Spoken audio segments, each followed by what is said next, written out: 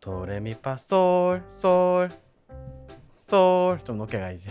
안녕하세요, 크레용팜의 크레용입니다. 오늘은요 많은 분들께서 궁금해 하시는 주제에 대해 좀 다뤄보려고 합니다. 특히 1인으로 활동하시는 프리랜서 감독님들 그리고 학생분들이 이런 고민을 좀 많이 토로하더라고요. 1인 프리랜서로 활동하고 그리고 그 다음 단계로 규모를 좀 확장하는 그 단계에서 고민을 엄청 많이들 하세요. 저 같은 경우도 혼자서 한 5, 6년 정도 활동을 했거든요. 지금은 5명, 6명 정도의 팀을 이루어서 이게 자연스럽게 쉽게 넘어온 것이냐? 그게 절대 아니에요. 고민만 2년, 3년 이상 했던 것 같아요. 제가 겪었던 것을 중심으로 1인 프리랜서 그리고 팀을 이루는 프로덕션 요 차이점에 대해서 좀 설명을 하고 말씀을 드려보려고 합니다. 중요한 판단을 하시는데 도움이 되었으면 좋겠습니다.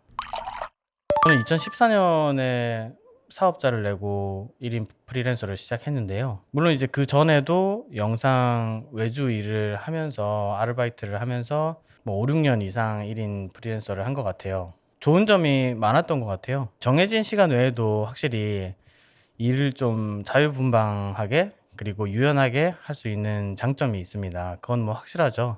어떤 프리랜서든 마찬가지인데 뭐 정해진 촬영 일정 외에 기획을 한다든지 또 후반 편집 작업을 한다든지 이런 작업들은 장소에 구애를 받지 않고 시간도 마음대로 정해서 할 수 있습니다. 이런 것들이 장점이 될 수 있어요. 뭐 스타벅스에서 커피 마시면서 샐러드 먹어가면서. 그러나 화장실도 가기 힘들어요. 사실은 노트북이나 이런 장비들이 책상에 있기 때문에, 물론 우리나라 분들이 뭐 훔쳐가거나 하지는 않지만 뭐 불안감이 좀 있었고요.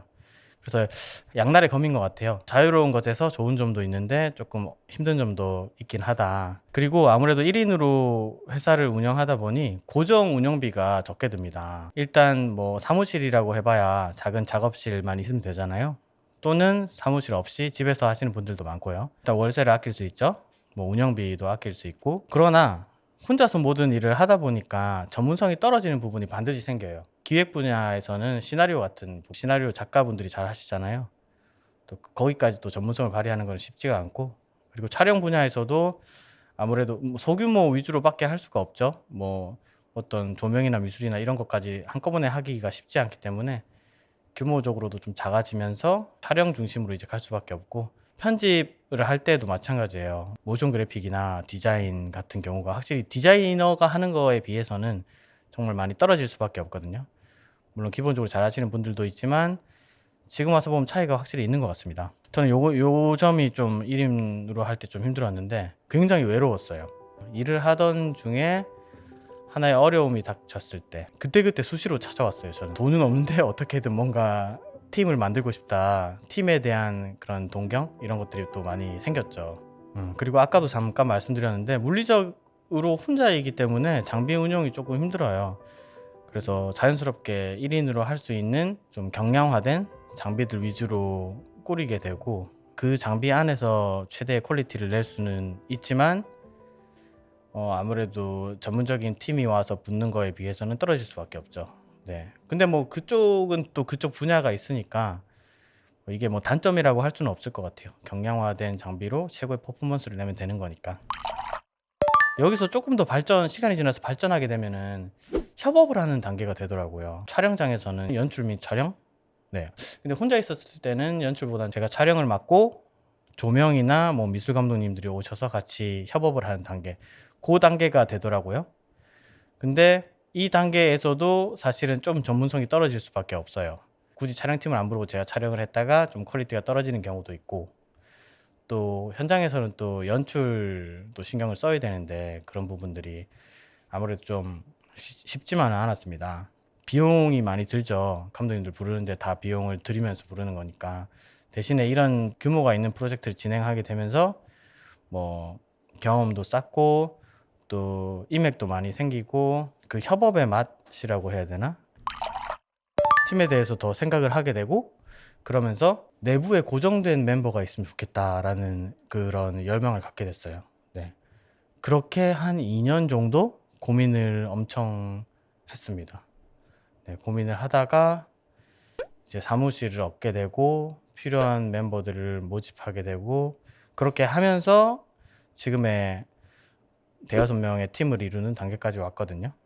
저를 포함해서 2명 또는 3명 정도 될 때 되게 힘들었어요. 왜냐면은 제가 지금까지 해온 일은 어떤 제작에 관련된 일들인데 사람이 들어오게 되면 사람 관리를 해야 되는 일이 생깁니다.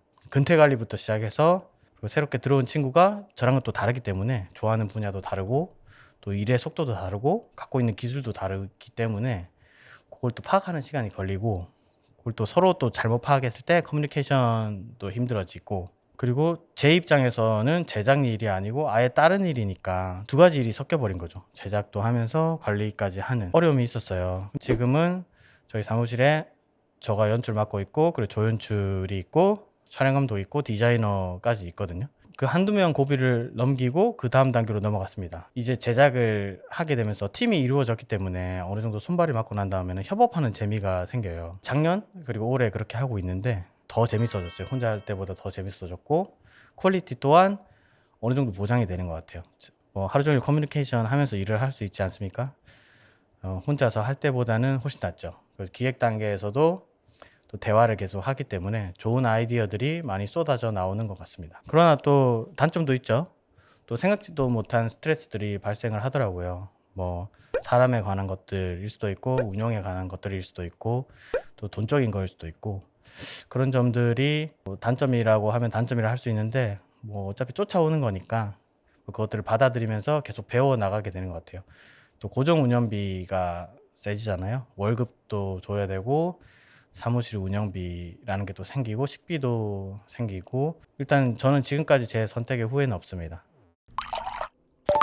아직 모자라지만 더 발전할 수 있다고 생각을 해요. 그래서 요 다음 단계로는 스튜디오를 좀 준비를 하고 있어요. 그렇게 해서 한번 공간 사업까지 같이 해볼 계획입니다. 오늘은요 1인으로 하는 프리랜서 활동과 또 팀을 이루는 프로덕션 활동에 대해서 말씀을 좀 드렸는데 당연히 정답은 아니고요. 제가 겪어왔던 경험들을 바탕으로 오늘 말씀을 좀 드렸어요. 도움이 되셨다면 구독과 좋아요 눌러주시고요. 그럼 다음에 또 좋은 이야기로 찾아오겠습니다.